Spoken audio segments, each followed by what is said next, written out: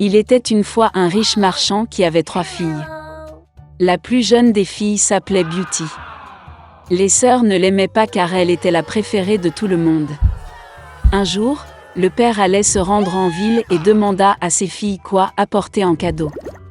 Les sœurs aînées ont demandé des robes et des ornements précieux, et la plus jeune a demandé une rose écarlate, la plus belle du monde.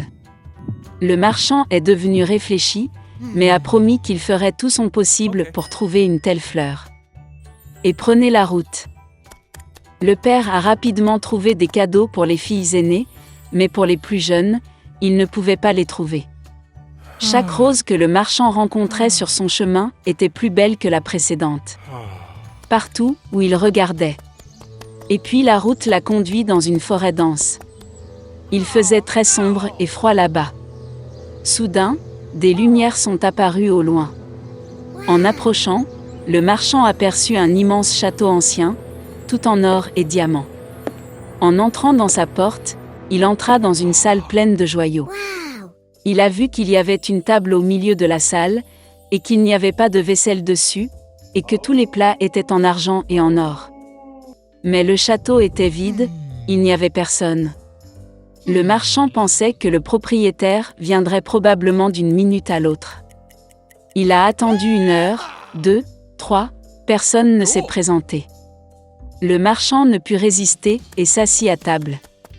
Après avoir mangé sur le ventre, le vieil homme a pris la route. Conduisant le long de la ruelle, le marchand aperçut un rosier d'une beauté sans précédent et se souvint de la demande de sa plus jeune fille. Il a conduit et a choisi la plus belle rose.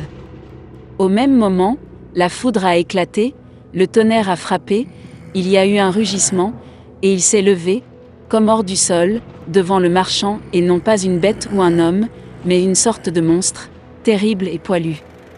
C'était trop en colère que le marchand ait choisi sa fleur préférée au lieu de remercier le propriétaire pour son hospitalité.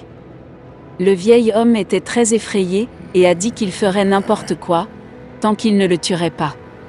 Pour une telle offense, la bête a accepté d'épouser une de ses filles.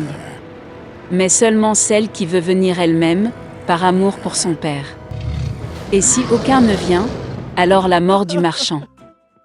Le vieil homme était en deuil et décida de rentrer chez lui, pour dire au revoir à ses filles. Il ne voulait abandonner aucun d'entre eux pour une bête féroce. Je suis monté à cheval et je suis rentré chez moi. Ayant rencontré les enfants, il a fait des cadeaux à tout le monde et a raconté ses aventures. Les sœurs aînées se sont jetées sur la plus jeune, disent-ils, c'était de sa faute, elle a commandé une fleur pourrie, pour laquelle le père doit maintenant payer de sa vie. À quoi la belle a répondu qu'elle irait volontiers vers la bête au lieu de son père. Et ainsi, le lendemain, la beauté a pris la route. Le cheval a rapidement retrouvé le chemin du château. En entrant dans la salle, elle trouva une table avec des vins et des plats exquis. La belle pensait que la bête voulait la manger, alors elle la nourrit. Dès qu'elle dîna, il y eut un rugissement, et un monstre terrible et poilu apparut, comme sous terre. Et la bête a dit à la belle que puisqu'elle est venue elle-même ici de son plein gré, cela signifie qu'elle a bon cœur. Et donc le monstre sera également gentil avec elle. Et avec ces mots, la bête a disparu. Se réveillant le matin, Beauty a décidé de se promener. En entrant dans l'une des pièces, elle vit une inscription sur la table. « Tout ce que la belle veut, je le ferai. » La fille pensait qu'après tout, le monstre était gentil et qu'il ne le mangerait probablement pas.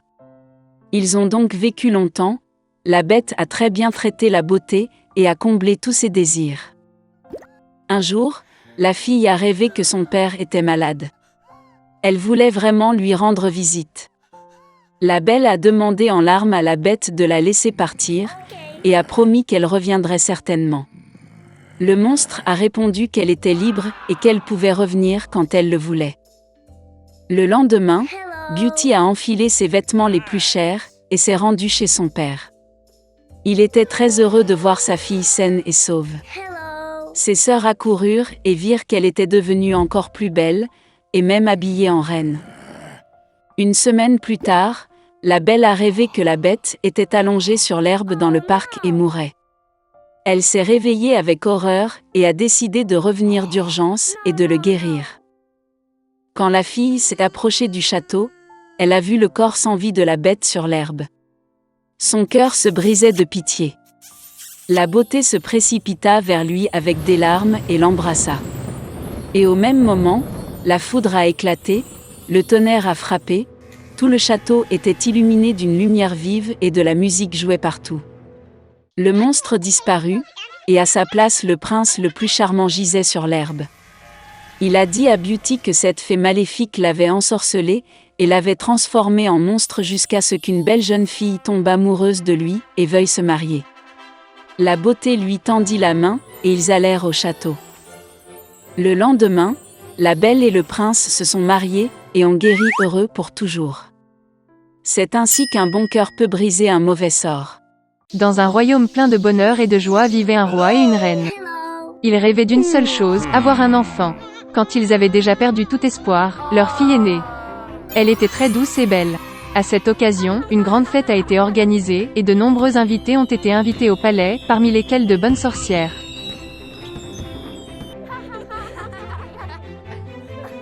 L'accueil le plus chaleureux et le plus cordial leur a été réservé. Mais le roi et la reine ont commis une grave erreur, ils ont oublié d'inviter une autre sorcière. Elle n'avait pas quitté sa tour depuis de nombreuses années et tout le monde pensait qu'elle était morte depuis longtemps. Lorsque le moment est venu de faire des cadeaux à la princesse, les fées l'ont généreusement récompensée par sa beauté, son bon cœur, son intelligence, une belle voix, la capacité de danser et de jouer de divers instruments de musique. Quand le tour est venu à la dernière sorcière, une fée maléfique est soudainement entrée dans la salle, qu'ils ont oublié d'inviter à la fête. Des couverts lui ont été immédiatement apportés, mais elle a estimé qu'elle n'était pas reçue aussi respectueusement qu'elle le devrait. Tirant le gobelet et l'assiette loin d'elle, elle murmura un sort. La sorcière souhaitait que le jour de son 16e anniversaire, la princesse se pique la main avec un fuseau, et de cela elle mourut. La reine pleura amèrement à la volonté de la méchante sorcière, et le roi ordonna de saisir la sorcière. Mais elle avait déjà disparu avec un rire inquiétant. Heureusement, la dernière des fées n'a pas encore eu le temps de dire son souhait à la princesse. Elle ne pouvait pas annuler le sort, mais a promis que la fille ne mourrait pas, mais ne s'endormirait profondément que jusqu'à ce qu'elle soit réveillée par le baiser d'amour. Le roi a immédiatement ordonné la destruction de tous les fuseaux du royaume. Et puis vint le jour du 16e anniversaire de la princesse, le jour dont la fée maléfique a parlé. La princesse a grandi pour être une fille belle et gentille. Le roi a ordonné à 3 sorcières de veiller sur elle. Les fées la gardaient comme la prunelle de leurs yeux. Ce jour-là, le roi et la reine ont enfermé la jeune fille dans une pièce pour éviter un événement terrible. Mais la princesse ne voulait pas être enfermée. Soudain, une porte apparut dans le mur de sa chambre, que la jeune fille n'avait jamais vue. Elle a entendu des sons étranges à l'extérieur de la porte. Brûlant de curiosité et ne sachant pas ce qui l'attendait, la fille entra en elle. La porte menait à une pièce sombre dans laquelle une femme était assise dos à la princesse. Elle tournait. La fille n'avait jamais vu un fuseau de sa vie. Elle est devenue curieuse. La princesse est allée au fuseau, l'a touché, a piqué son doigt et est tombée dans un sommeil profond. Et cette femme s'est avérée être une fée maléfique qui était très heureuse que son sort soit devenu réalité. Maintenant, tout le monde a appelé la princesse Sleeping Beauty. En apprenant le malheur, la gentille sorcière a décidé de plonger le roi et la reine et tout le royaume dans le sommeil jusqu'à ce que la fille se réveille. Bientôt, des forêts d'arbres et de buissons épineux si impénétrables se sont développés autour du château que personne ne pouvait passer à travers un tel fourré. 100 ans plus tard, un beau prince d'un autre royaume part à la chasse. Voyant de loin les tours du château abandonné, il se souvint de la vieille histoire de la Belle au bois dormant, que ses parents lui racontaient. Et le prince a décidé de rentrer. Il avait du mal à se frayer un chemin à travers les forêts impénétrables d'arbres et de buissons épineux. Mais à la fin, le prince s'approcha des portes du château abandonné. Il fit le tour du château tout entier et regarda dans la salle du trône. Là, le prince vit le roi et la reine dormir. Puis, dans l'une des chambres, il a remarqué la Belle au bois dormant, elle dormait sur un lit décoré de fleurs. Le prince alla vers le lit, regarda la belle princesse et sentit l'amour remplir son cœur. Il ne pouvait pas se retenir et embrassa la belle au bois dormant. Et à ce moment-là, elle ouvrit les yeux et vit un beau prince. Le roi et la reine se sont également réveillés, tout comme tout le royaume. Ils étaient ravis, et en l'honneur des mariés, le plus beau mariage que le monde ait jamais vu a été immédiatement organisé.